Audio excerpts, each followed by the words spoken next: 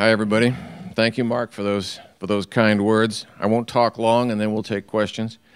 You know, people always ask me when they hear what I do, what's going on in Arizona, and I tell them, well, we have Border Patrol agents everywhere now.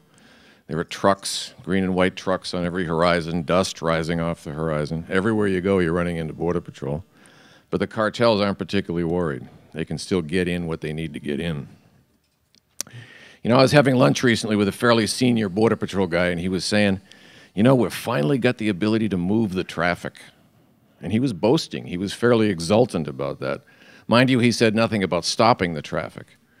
What he meant was that there's enough Border Patrol now to move them to another area, into the remote areas where there's nobody there to see them and nobody there to report it. That conversation made me think of how much the border war is illusion, how much of it is perception, and how much of it is politics.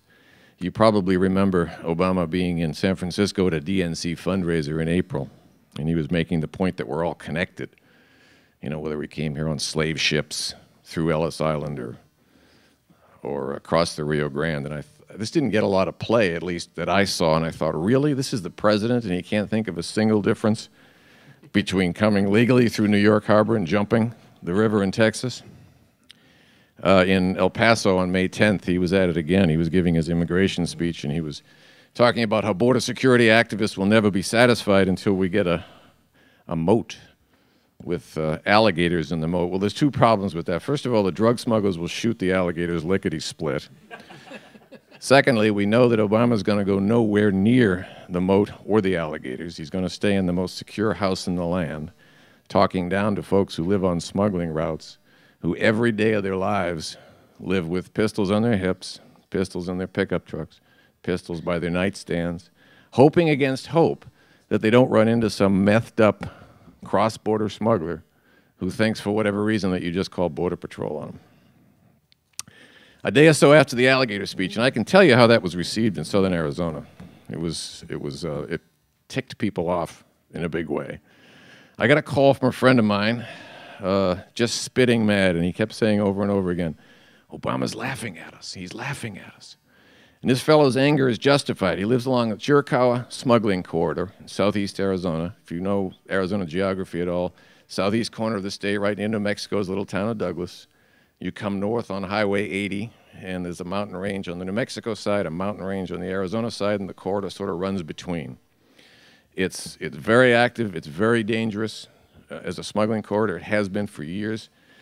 Some residents have had their homes broken into 5 times, some 10, some 17 times. It's an article of faith that if you want to go out at night with the family and go to town to get something to eat, you better leave somebody at home to watch the house. And if you're going away for a vacation for a period of time, you need a house sitter because your home will be occupied. And here's Obama joking. First he sues us, all right, for SB 1070, and then he's making jokes about alligators and moats. So you can understand the frustration of this fellow who called me. And by the way, this is Rob Krentz, his brother-in-law, who called me. And Rob Krentz is, if you know the name, he was murdered March 27, 2010 in this same corridor. But here's the kicker. This guy calls me, and he's complaining, but he can look out his window as he's talking to me, and he can see the Chiricahua Mountains burning before his eyes.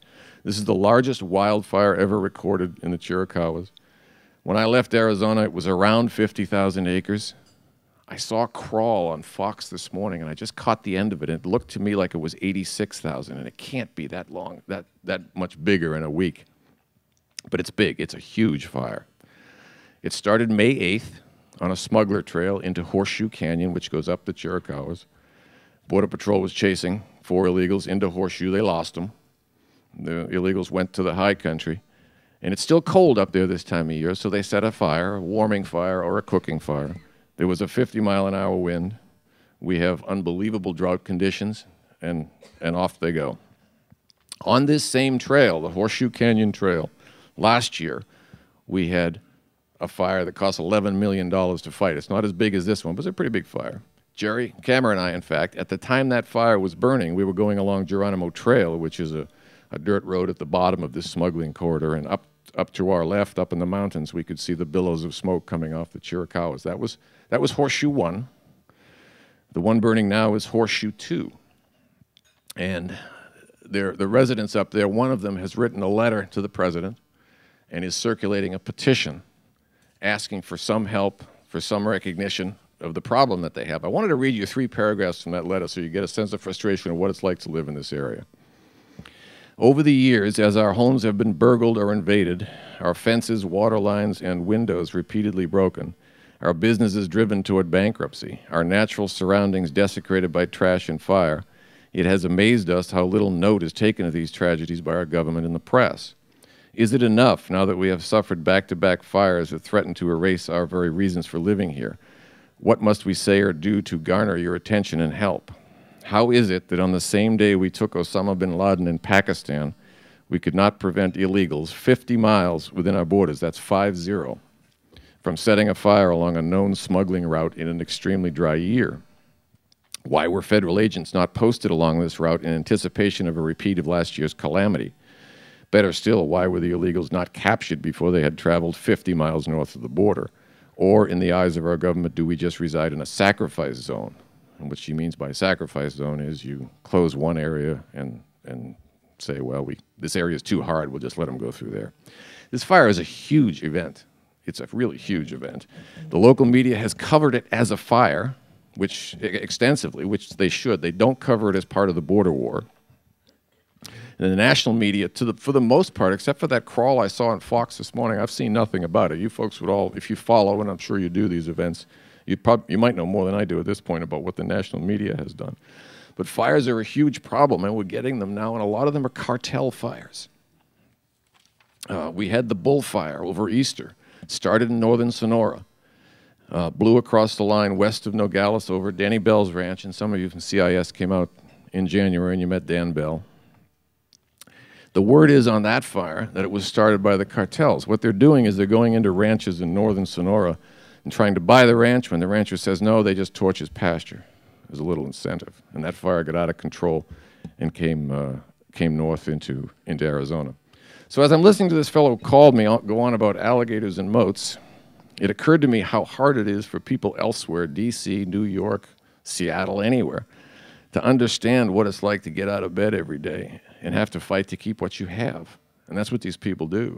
They have to keep their families safe, they have to keep their land, and they have to fight for their way of life, and that's what they're fighting for, their way of life, their very way of life.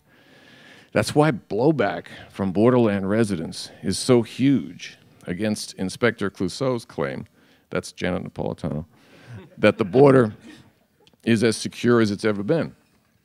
If you believe that, I invite you to come out to the Chiricahuas and hear people talk about how the tops of those mountains, they go over 9,000 feet. Absolute jewels, most beautiful mountains in the continental United States. How the tops of those mountains, 50 miles into Arizona, are owned by the cartels. They're basically a forward operating base for the drug cartels. How nobody hikes into them anymore, at least to the top parts, because it's just not safe. It's too dangerous. You don't know what you might run into. You could hear a local resident, Joy Mendez, talk about looking into actually taking out a full-page ad in USA Today with the text of this letter that is circulating in that area to Obama, hoping somebody at the national level will pay attention. You could hear retired professor of biology and ecology, Dinah Davidson. She's 63 and she's a former Obama supporter, and she said to me the other day, if we can fight in Afghanistan, we can fight in the Chiricahuas. I thought that was a good quote. These fires are terrifying. They really are a form of terror. They roar like jet engines. They snap and they pop and they billow, and when they go up a ridge line or they go up a canyon, they move with a speed you just can't believe. And they have the potential to take away everything you have pretty much in a heartbeat, just as quickly as the bullet that killed Rob Krentz, fired by a drug scout. And there was a bandit who shot Brian Terry west of Nogales, took away everything that family had as well. The thing that kills me about these fires is Border Patrol and Forest Service won't discuss that they were started, that they are sometimes started, and we don't have 100% probability on this, but we can be 95% sure, that illegal aliens and smugglers start fires. At public meetings, people will bring it up, and they'll simply shut down. They won't talk about it. They'll say it's human-caused, under investigation. That's as far as we go. That's as far as it ever goes. I think word has come down from Washington not to talk about it. It's politics and it's political correctness. acknowledging that you have smuggler fires of this magnitude sort of messes up your message of border security. And in private, though, these same folks who won't talk about the fires will sort of give you a nudge and a wink and say, well, we know what's going on. We know who started them. So how do you solve a problem if you don't acknowledge it? How do you solve a problem if you don't call it by its name? Speaking of media coverage, you know, last year during the Horseshoe One fire, the paper I used to work for, the Arizona Daily Star, they sent a reporter out, big fire. He went back and did a story on how fires are good for the forest. Now, you want to know why newspapers are going away. Fire is good for the forest. From an ecological sense, certain kind of fires are helpful. But if you've worked all your life, you know, to buy 160 acres in a really beautiful place, and you have a nice home, and there's a fire raging outside your window, the story you want to read isn't about how fire is good for the forest. You want to know who started it. You want to know, how do we keep this from happening again? This year, the paper has done 5 or 10 stories on the Horseshoe fire, Horseshoe 2, and they've had, I think, 5 paragraphs on the possibility that it was on a smuggler, that it was smuggler started on a smuggler trail. So the result of all this is that the story gets buried. I don't know how many of you are aware of smuggler fires, alien fires in the borderlands, but they're a problem. But it doesn't get reported. The agencies won't talk about it. The media generally leave it alone. And it's the only thing on people's minds if you live in that area. So there's nobody to speak for those people. There's nobody to stand up for them. And my job, as I see it, is to keep reporting what's happening, keep talking to these people, and keep the pressure on the government, because I think this government in particular will walk away from border security pretty much as quickly as it can if the pressure comes off. If they have a choice between winning politically and letting us burn, I think they'll let us burn, because they've already done it. Horseshoe 1 burned on this smuggler trail. We've got Horseshoe 2 now. If they don't admit the problem, if they don't make efforts to solve it, we're going to have Horseshoe 3 next year if nothing is done to prevent it. I'll close there and thank Mark again.